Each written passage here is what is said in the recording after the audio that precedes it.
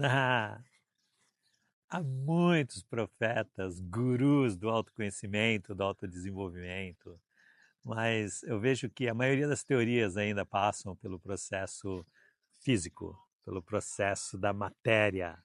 E você só vai conseguir chegar ao seu autoconhecimento, seu autodesenvolvimento, quando você se enxergar como alma, como espírito. Esse espírito que leva o corpo e faz essa matéria interagir com o mundo exterior, né? Esse é o ponto. Quando a gente entender que a nossa essência é uma essência ligada à divindade, em forma de espírito, isso é individualizado, por isso que nós temos o indivíduo, cada um de nós com a sua característica, com a sua essência, com seus pontos, com a sua história, com. É isso aí, histórias distintas para cada indivíduo. E aí, quando a gente começa a entender que é sobre esse indivíduo, o princípio da individuação, como é que ele funciona? Quando eu começo a reconhecer quem eu sou dentro desse contexto, nesse universo como um todo. É muito interessante, porque esse indivíduo ele vai formando a sua identidade. A gente forma aquilo que nos identifica, identifica para o mundo exterior e para nós mesmos, porque a gente fica nessa história de querer interagir com os outros, agradar os outros, e nesse processo a gente vai formando a personalidade, que é a realidade da persona, da máscara que a gente coloca para os outros. Mas isso não é quem somos. Quem somos de verdade? Aquilo que a gente traz na nossa identidade.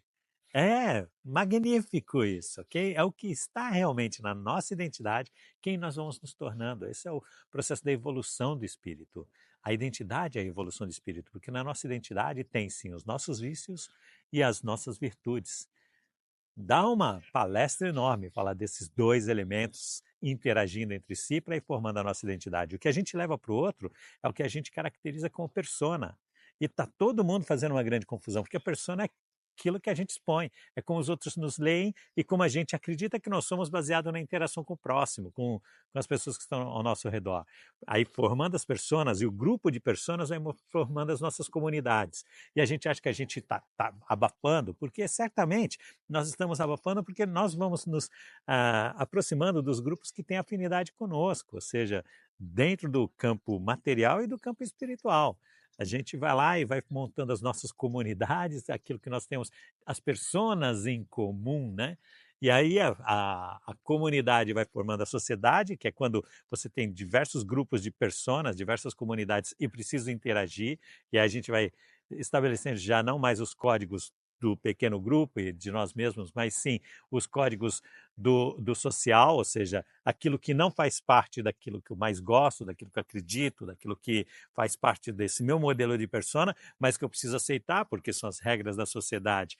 E aí as sociedades vão formando o padrão da humanidade. Olha só, a personalidade da humanidade parte de todos os espíritos, de todos os indivíduos e de todas as identidades. Isso vai fazendo combinado, porque gera as pessoas, gera as comunidades, gera a sociedade e gera também a humanidade. Então a humanidade também tem uma personalidade, mas essa personalidade é nossa. Quando a gente está reclamando da humanidade, é sobre nós. Quem somos nós dentro desse contexto? O que a minha comunidade e as pessoas que trocam com a minha persona estão fazendo dentro desse processo também, para que essa sociedade, para que essa humanidade seja como é.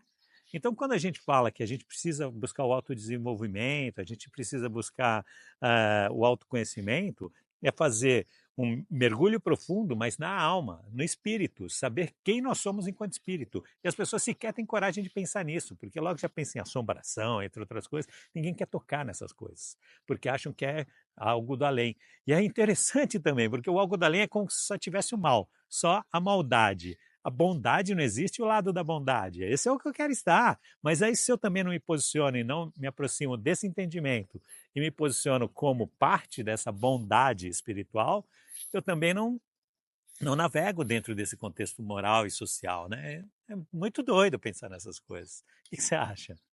Como sempre eu pergunto, né? Faz sentido para vocês que eu estou te falando?